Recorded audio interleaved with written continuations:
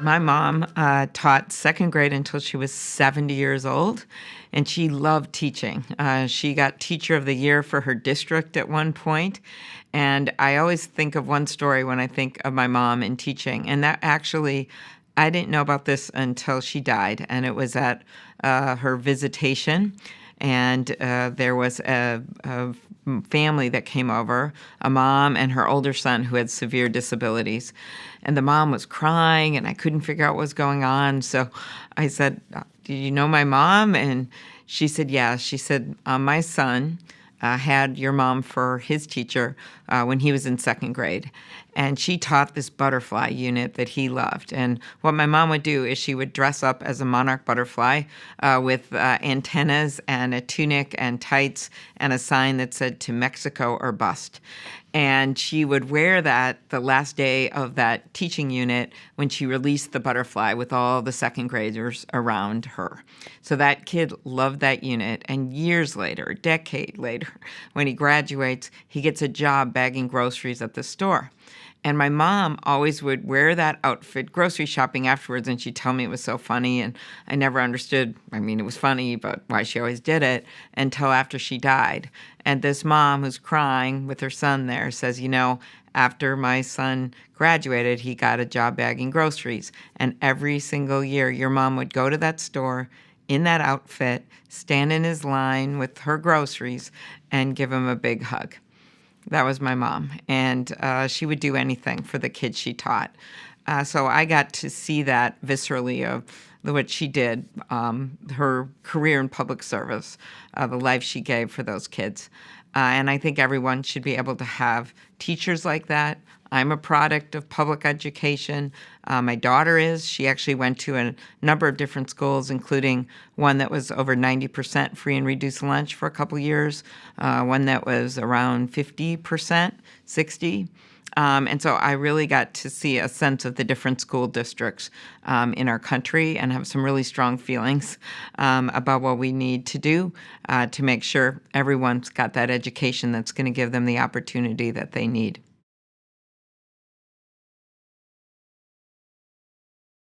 There's a lot a president can do. The first thing, I have this 100-day plan, but in the first 100 seconds, I would get rid of Betsy DeVos.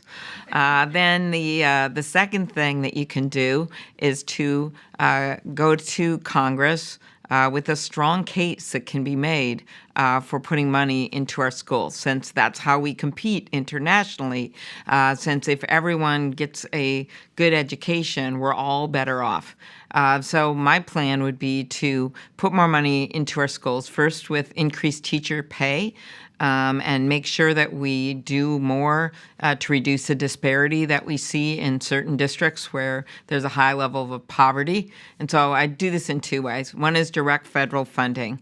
And by the way, I'd pay for it by simply going back to where the estate tax was when Barack Obama was president, and where people were doing pretty well there at the end. And then what happens is President Trump brings it to this level where the exemption for it goes from about $3.5 million per person to 11 million. Literally, if you go back to where it was under President Obama, you bring in over $100 billion. And that can be used to increase teacher pay. It also can be used for my idea, which is these progress partnership grants, where in addition to the direct funding for increased pay, you would reward school districts that do a bunch of good things, that invest in infrastructure, that do more for our schools, that do more for making sure kids are getting jobs, that do more to address these disparities.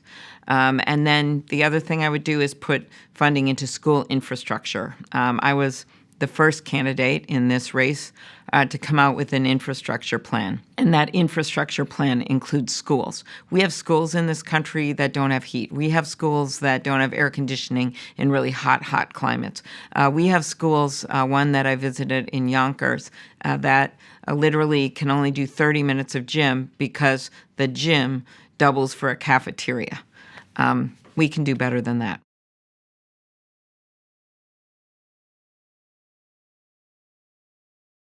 The first thing is we know that there's disparities, that there's institutional racism in our country, everything from our criminal justice system to our economic system to our education system. So why don't we start with education system? And that is where the opportunity is. And right now, teachers in more impoverished areas are getting paid $4,000 less a year than other teachers. So what you do is you try to focus on, one, helping everyone with that increased teacher pay, but then two, really pushing those states to address those disparities, the ones that are the worst.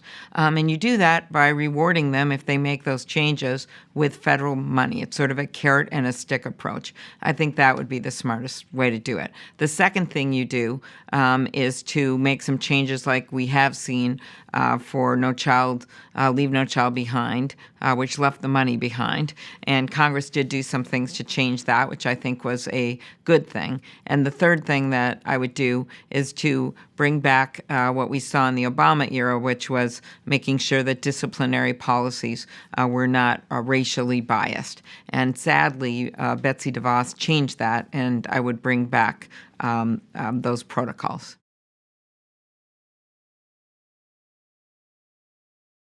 This is really a glaring issue right now because we want kids to do well. And so that means there's many paths to success.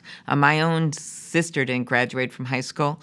She went into manufacturing, and then years later, she got her GED. And from there, she was emboldened to go to a 2-year community college. And from there, she got her 4-year degree and has been employed as an accountant ever since. My dad's parents saved money in a coffee can in a basement.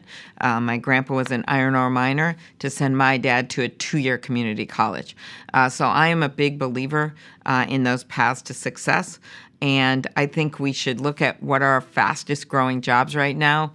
We're not going to have a shortage of MBAs. We're going to have a shortage of plumbers. We're going to have 68,000 openings for plumbers, 74,000 for electricians, over 100,000 for nursing assistants, over 1 million for home healthcare workers. So to me, the key is making it easier for kids to go to college by doubling Pell Grants, helping HBCUs, making sure that we are focused on the students that need the help, making 1- and 2-year degrees free, making it easier to repay loans, and then respecting the dignity of work. We know we need workers for these kinds of occupations with the graying of our senior population. So this means everything from a higher minimum wage to more access to childcare to making sure people can get retirement in a gig economy. It's a whole different way of looking at it. It's pairing our education system with our economy and then making sure people are able to afford to raise a family and live. And I actually think it's an exciting opportunity because our economy does better